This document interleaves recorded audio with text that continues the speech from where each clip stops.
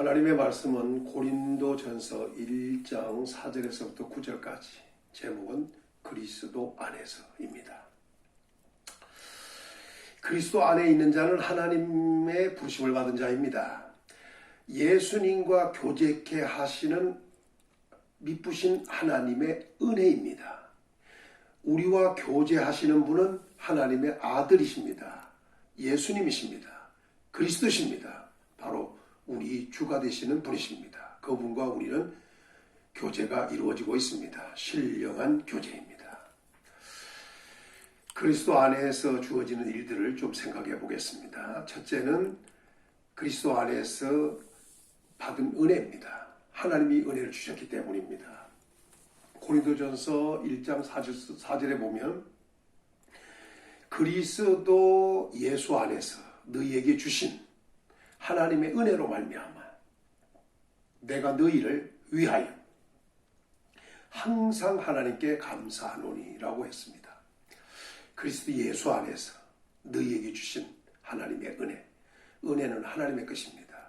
그런데 그 은혜는 그리스도 안에서 주시는 겁니다. 곧 우리에게 주시는 은혜라는 것입니다.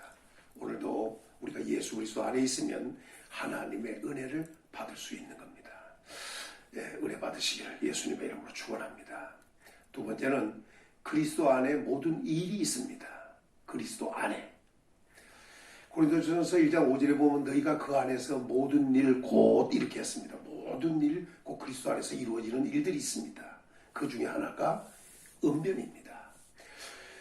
고린도전서 1장 5절에 보면 곧 모든 은변과 그랬습니다. 모든 은변과 이것이 그리스도 안에 모든 일에 속하는 겁니다. 고린도 교회 성도들은 은변이 좋았습니다. 은혜 받고 또 그리스도 안에서 모든 일을 체험한 건데 그들에게 은변이 있었습니다. 두 번째는 그들에게 있었던 것은 지식에 풍족했습니다. 고린도전서 1장 5절에 모든 지식에 풍족함으로 아주 지식으로 채워진 교회였습니다.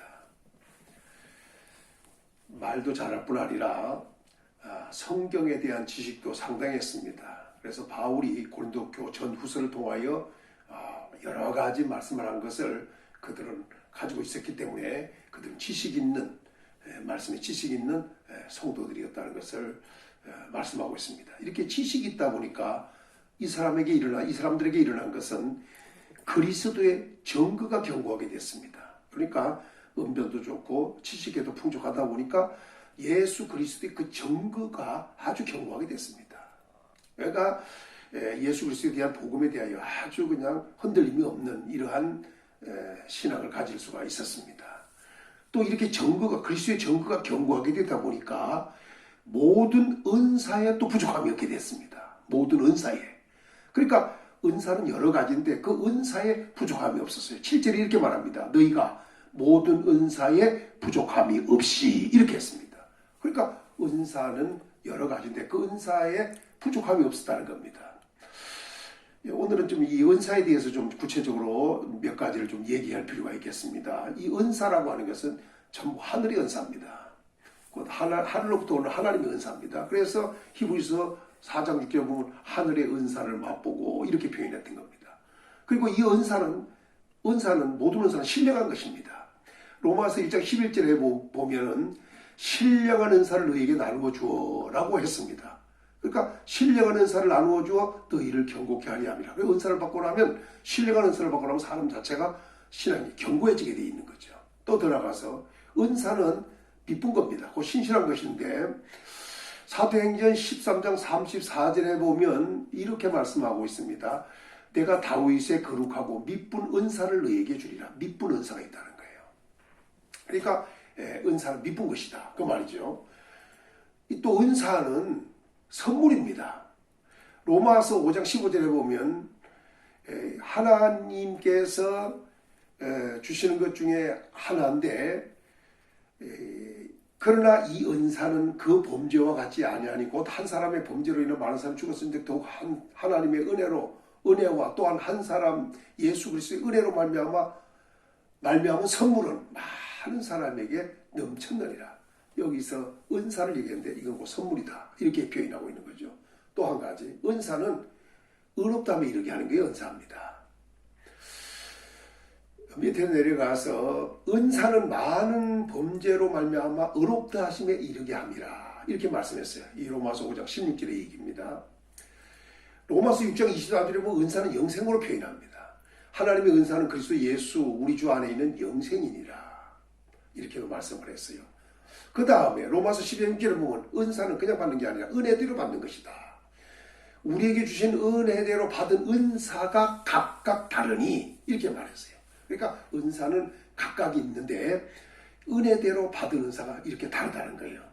이렇게 표현한 것이고 또 은사는 그래서 여러 가지라는 각각이라는 말도 썼지만 각각 다르니 그랬잖아요. 그런데 그게 뭐 다른 말로 말하면 은사는 여러 가지라는 겁니다. 그래서 고린도전서 1장 7절에 보면 너희가 모든 은사는 모든이라고 아주 통틀어서 얘기를 했습니다. 그리고 로마서 12장 6절에 보면 은사가 각각 다르니 이렇게 여러 가지가 있는데 이렇게 다르다는 얘기죠. 또 표현하기를 고린도전서 12장 4절에 보면 은사는 여러 가지나 모든 각각 여러 가지 이런 표현을 썼습니다. 역시 고린도전서 7장 7절에 보면 자기의 은사가 있으니 하나는 이러하고 하나는 저러하리라. 그러니까 사람들에게 주신 각각 은사가 다르다는 거죠. 그 은사가 있다는 거예요. 그런데 하나는 이러하고 하나는 저러하다. 이것도 역시 마찬가지로 각각 하나님께 받은 은사가 있으니 하나는 이러하고 하나는 저러하다. 다르다는 거죠. 또 야고보서 1장 17절에 보면 온갖 좋은 은사와 여기서는 온갖 좋다는 것을 온갖이라는 말을 썼어요. 그러니까 뭐 각각 여러 가지 또는 모든 또는 온갖 은사를 여러 가지라는 것을 말씀할 때 이렇게 얘기하는 겁니다. 베드로전서 4장 10절에 보면 각각 은사를 받은 대로 그러니까 은사가 바로 이렇게 여러 가지다 하는 것을 말씀을 했습니다. 그런데 은사 중에 큰 은사가 또 따로 있다고도 표현도 해요. 고린도전서 12장 31절에 보면 너희는 더욱 큰 은사를 사모하라 이렇게 표현했어요. 더 큰 은사, 더욱 큰 은사. 그런데 이것은 고린도전서 12장에서 9가지 은사를 언급하고 난 다음에 그 뒤에서 또 로마 교회에 나타나는 은사, 고린도 교회에 나타나는 은사, 에베소 교회에 나타나는 은사 요거 몇 개씩 가져와서 얘기하고 난 다음에 더욱 큰 은사를 사모하라 이렇게 말했거든요. 그러니까 고린도 교회에 나타났던 9가지보다 로마 교회에 나타났던 7가지보다 또 에베소 교회에 나타났던 이 5가지보다도 더 큰 은사가 있다는 거예요. 그러더니 내가 제일 좋은 길을 너희에게 보이라. 그러더니 사랑은 이렇게 시작합니다. 13장에. 어떤 사람은 사랑은 열매라고만 얘기하는데 사실 사랑도 은사에 속하는 은사가 있습니다. 그러니까 사랑도 은사에 속한 사랑이 있다는 말입니다. 이것도 참고할 필요가 있습니다. 또 은사는 절대로 받으면 후회가 없습니다. 로마서 11장 29절에 하나님의 은사와 부르심에는 후회하심이 없다. 그러니까 은사를 받으면 절대로 후회가 없다는 겁니다. 또 이 은사를 얘기할 때 자기의 은사라 이렇게 했어요. 각각 하나님께 받은 자기의 은사가 있으니 그러니까 이 말은 뭐냐? 똑같지 않다는 거예요. 이 사람 받은 거, 저 사람 받은 거 이게 똑같지 않고 각각 하나님께 받은 자기의 은사. 은사를 받고 나면 자기 것이 되는 거죠. 자기 은사가 되는 것입니다. 그리고 이 은사는 뭐 각각이건 여러 개건 모든 것을 얘기하고 온갖이라는 말도 썼지만 그래서 은사가 많다는 것도 얘기했지만 이 은사를 다 받는 게 아니에요. 이 히브리서 6장 4절에 보면 은사를 맛보고 그랬어요. 맛을 본다는 겁니다. 맛. 그러니까 다른 표현으로 말하면 음식으로 얘기하면 찌개를 한 냄비를 끓였다면 그 한 냄비를 다 먹든지 아니면은 뭐 큰 그릇으로 반 그릇들 한 그릇 이렇게 먹는 것을 맛보는 걸 하지 않고 그 찌개를 끓이는 분이 수저로 그냥 조금 떠먹어 보든지 이렇게 하는 것을 맛본다고 하죠. 우리는 은사를 받을 때 맛보는 정도뿐이 안 된다는 것을 말씀하고 있는 겁니다. 또 더 나아가서 은사는 말할 수가 없는 겁니다.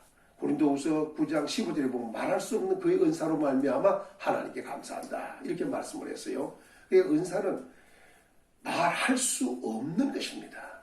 그 은사를 어떻게 표현할 길이 없어요. 그러니까 은사는 좋다는 얘기입니다. 또 은사를 좀 더 얘기하게 하겠습니다. 이 은사는